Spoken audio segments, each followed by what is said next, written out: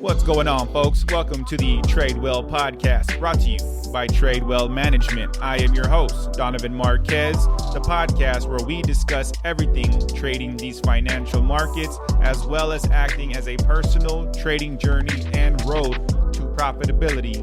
Thank you for tuning in, and I hope you enjoy the show. What's going on, everyone? Welcome back to the Trade Well podcast. I'm Donovan Marquez, and today we are getting into a really useful skill that a lot of traders overlook. That is backtesting. So, what is backtesting? In simple terms, it's testing your trading strategy on past data to see if it would have worked before you risk any real money. It's like using a time machine to check if your ideas would have made you money in the past. Sounds pretty cool, right? In this episode, we're going to cover how backtesting is so important, how to do it, and how to know if your strategy actually is worth using in live trading markets. Trust me, guys, you're not going to want to miss this episode. So first up, why bother backtesting? Well, think of it like this. Would you buy a car without knowing if it works? Probably not, right? The same goes for your trading strategy. Before you put your hard-earned money at risk, you want to make sure your strategy has a good chance of working. Backtesting lets you run your strategy through historical data to see if it would have performed great in the past. Now, it's not 100% guaranteed that it'll work in the future, but it gives you a good idea of whether your strategy has potential or if it needs some tweaking. So, how do you backtest? Here's the good news. You don't need any fancy tools to get started. You can use the platforms like TradingView, NinjaTrader, MT4, MT5, mainly any single platform could help you do this, or even just spreadsheets and historical price charts. So let's break it down step by step. Step number 1, choose your strategy. This could be anything from using moving averages to identifying support and resistance levels, whether your strategy you've come up with does any number of those things. Write it down and write your rules clearly. Step number 2, find historical data. On platforms like, let's say, we'll use TradingView for example, because that's one of the most popular ones right now. You can scroll back in time and look at how markets moved on a specific day. Make sure you're testing on data that fits the kind of market conditions your strategy is designed for. That is very important, guys. Step number 3, apply your strategy. Go through each trade manually.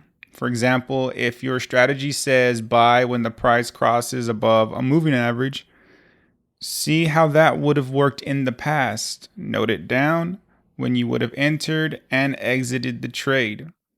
And number 4, one of the most important things and basically the bread and butter of all this is track your results.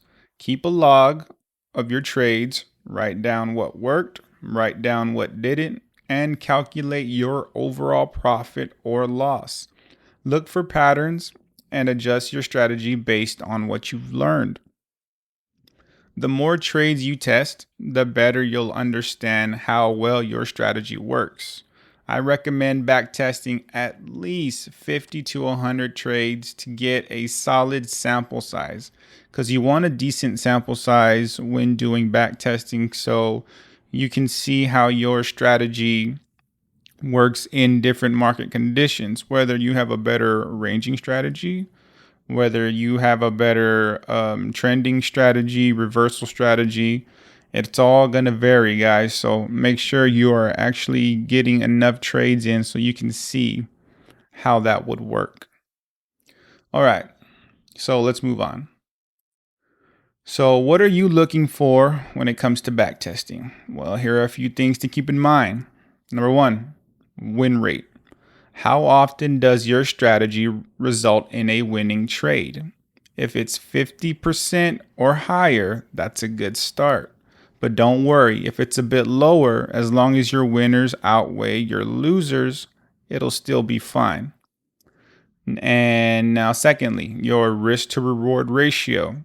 How much are you risking compared to what you are aiming to make?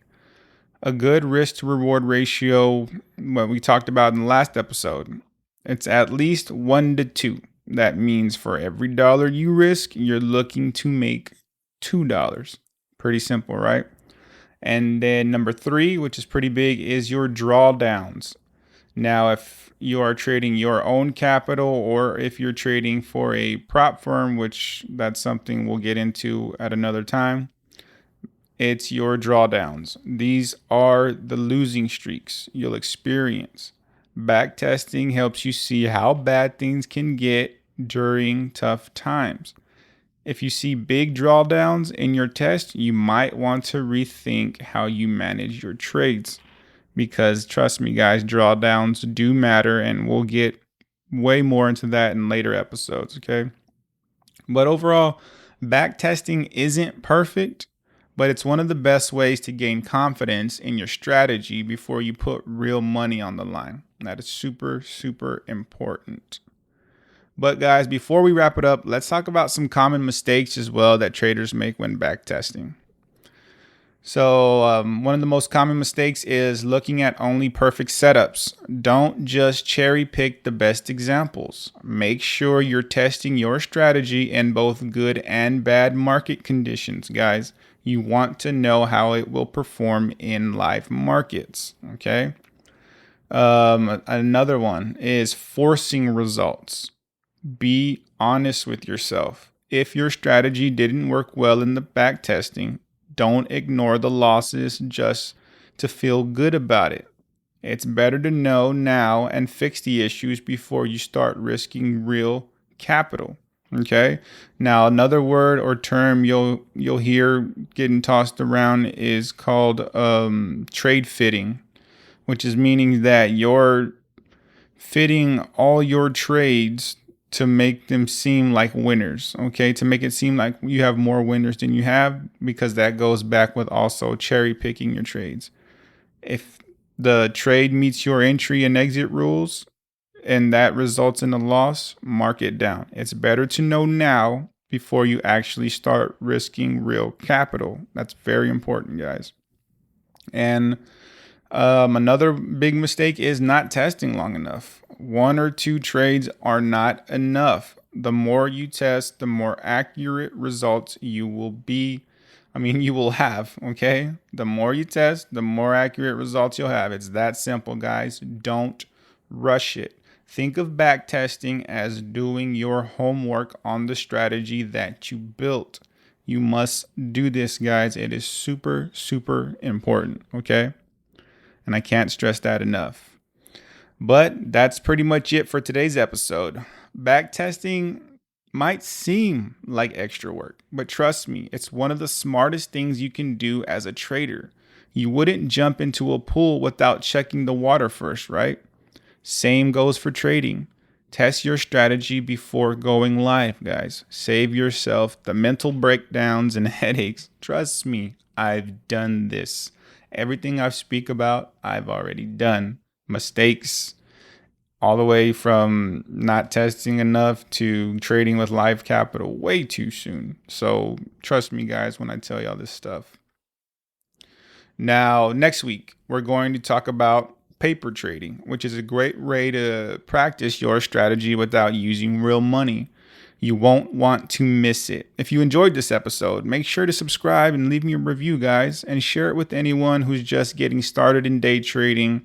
Or if it's yourself, I appreciate y'all listening. And as always, if you got any questions, hit me up on any of my social medias. I love to talk about trading, guys, because we all know we feel alone out here in the world when it comes to trading, because not a lot of people know what's going on here. But with that being said, guys, that's all we have for you today. Remember, stay sharp, stay steady, and trade well. We'll see y'all on the next one.